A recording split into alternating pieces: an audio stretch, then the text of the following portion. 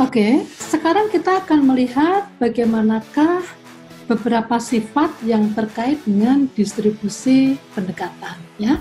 Kita lihat beberapa hal di sini. Baik,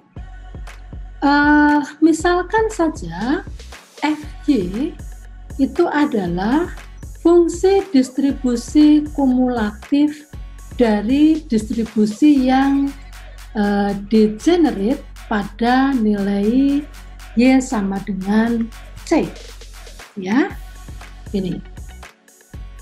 Nah, hal ini akan berlaku bahwa Fy ini akan bernilai 0 untuk Y yang kurang dari sama dengan C, ya.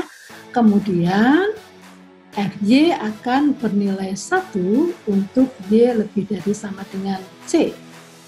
Dengan kata lain, Fy adalah CDF dari distribusi diskrit yang ditandai dengan probabilitas bernilai 1 ketika Y-nya sama dengan C dan akan bernilai 0 untuk harga Y yang lain, ya. Nah, inilah yang disebut distribusi degenerate, ya. Sekali lagi, fungsi Fy dia adalah suatu CDF yang degenerate pada Y sama dengan C jika Fy-nya akan bernilai 1 untuk Y lebih dari sama dengan C dan akan bernilai 0 jika Y-nya kurang dari C, ya. Nah, pada bagian lain, barisan random Y1, Y2 sampai Yn akan disebut konvergen stokastik ke suatu konstanta C jika mempunyai distribusi pendekatan yang degenerate pada Y sama dengan C, ya, ini. Jadi suatu barisan disebut konvergen stokastik ke suatu konstanta C jika distribusi pendekatannya itu degenerate pada nilai Y sama dengan C, ya. Kita akan melihat satu teorema berikut. Misalkan Fnz menotasikan fungsi distribusi dari variabel random Yn yang bergantung pada bilangan positif n, ya. Nah, misalkan pula terdapat suatu C, suatu konstanta yang tidak bergantung pada bilangan positif n tadi, ya. Nah, maka variabel random Yn dia akan konvergen stokastik ke konstanta C jika dan hanya jika untuk suatu nilai epsilon yang lebih dari 0 akan berlaku ketentuan ini, bahwa limit untuk n mendekati tak terhingga dari probabilitas Yn minus C kurang dari suatu epsilon sama dengan 1. Ya, coba perhatikan di sini. Ya, untuk n mendekati tak terhingga, probabilitas selisih antara Yn dengan C dalam harga mutlak, selisihnya ini kurang dari suatu nilai yang amat kecil, ya, selisihnya kurang dari suatu epsilon, ini peluangnya adalah 1, ya. Atau bentuk ini boleh juga dituliskan yang bawah ini, ya. Jadi limit untuk n mendekati tak terhingga dari probabilitas selisih Yn dengan suatu C lebih dari sama dengan epsilon itu adalah 0, ya, atau 1 minus ini sebenarnya, ya.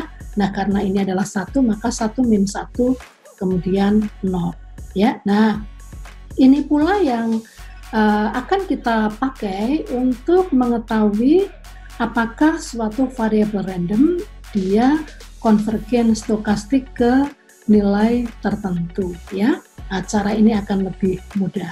Nah, karena tidak semua distribusi pendekatan itu dia degenerate begitu, ya, pada suatu konstanta tertentu gitu, ya.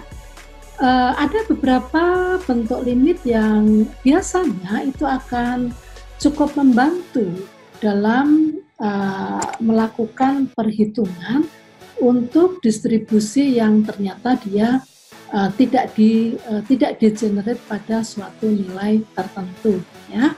Inilah beberapa bentuk yang cukup membantu dalam nanti materi selanjutnya, ya. Bahwa limit untuk n mendekati tak terhingga dari 1 plus c per n berpangkat nb tidak lain adalah e berpangkat c kalikan b.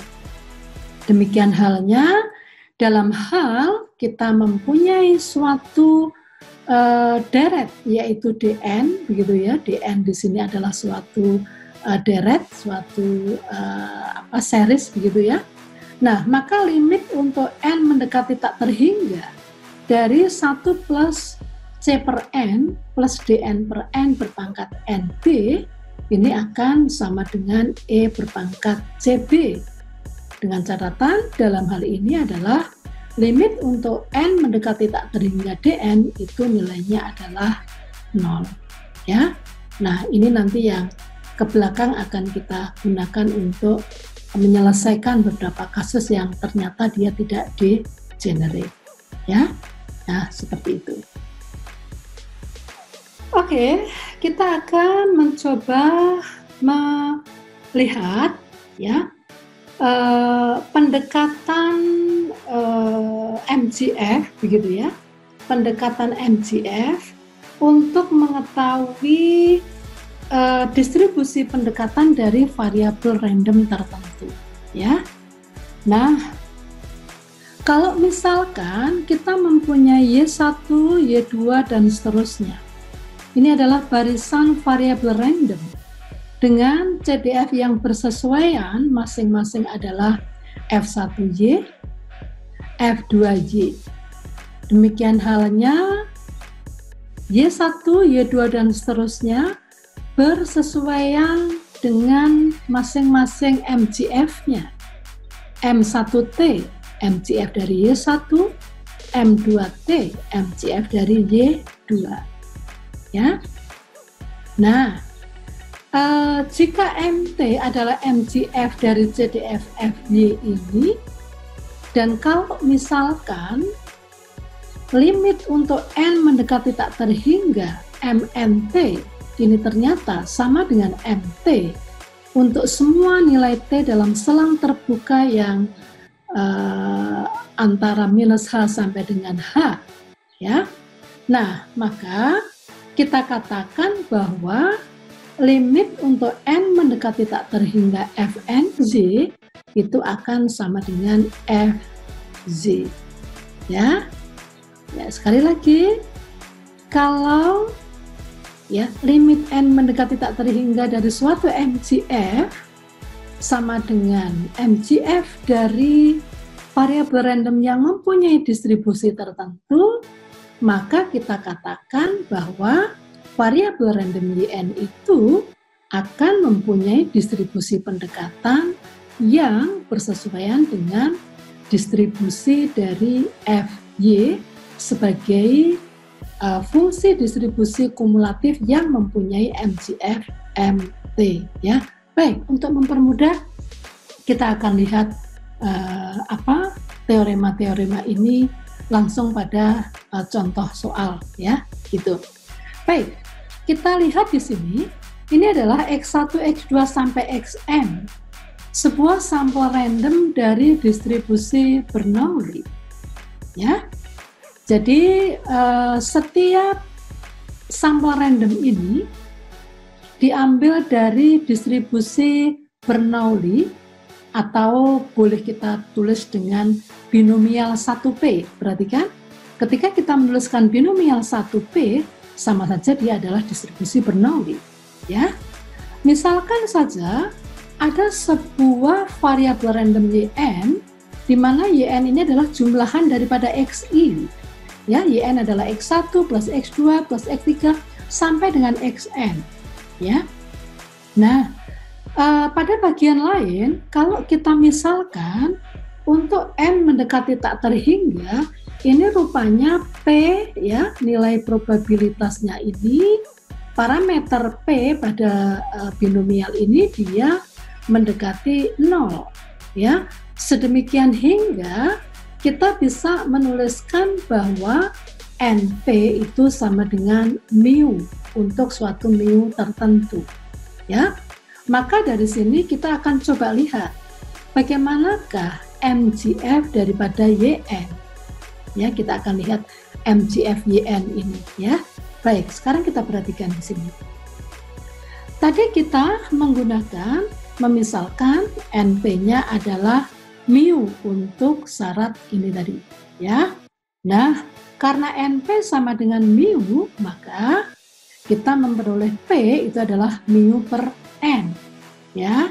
Kemudian Hi itu adalah 1 minus P, sehingga Hi adalah 1 minus mu per N. Dengan demikian, untuk MGF daripada YN, kita akan memperoleh dia adalah P, E berpangkat T plus Hi berpangkat N. Ya, perhatikan ini adalah MGF dari binomial, ya. Nah, karena di sini kita mempunyai P-nya itu adalah mu per N, maka kita tuliskan di sini adalah P-nya mu per N. Kalikan E berpangkat T, Hi-nya adalah 1 minus mu per N berpangkat N.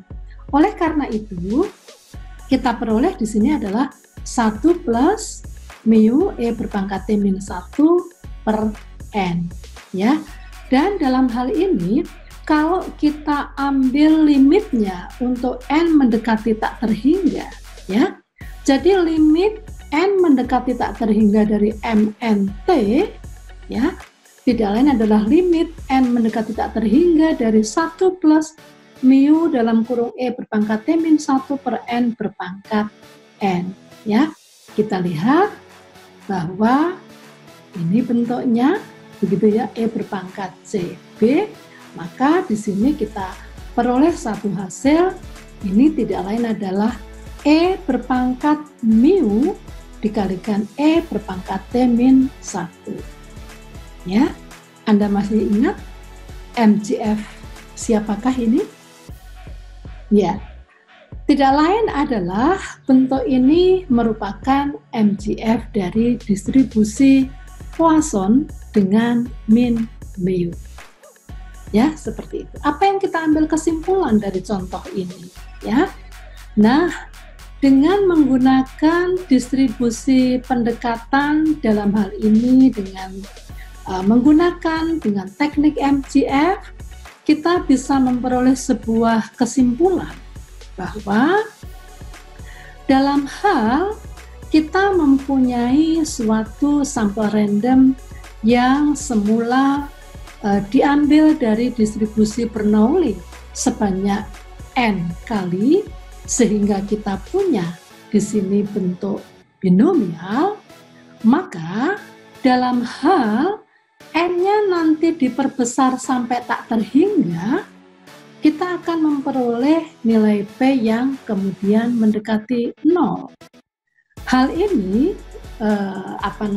kemudian mengakibatkan pada suatu harga NP itu yang nilainya sama dengan mu, dan ternyata variabel random YN ini ternyata dia kemudian dengan N yang tak terhingga akan mempunyai pendekatan pada distribusi Poisson. Jadi dapat disimpulkan bahwa YN itu konvergen dalam distribusi ke Z, di mana ternyata Z itu berdistribusi Poisson.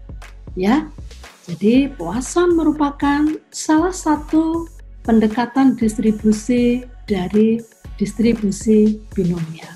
Atau sebaliknya, distribusi binomial bisa didekati dengan distribusi Poisson. Ya, begitu. Nah, inilah materi yang terkait dengan fungsi distribusi. Ya, kita akan lihat lebih luas lagi terkait dengan distribusi pendekatan ini di materi yang selanjutnya. Terima kasih. Assalamualaikum warahmatullahi wabarakatuh.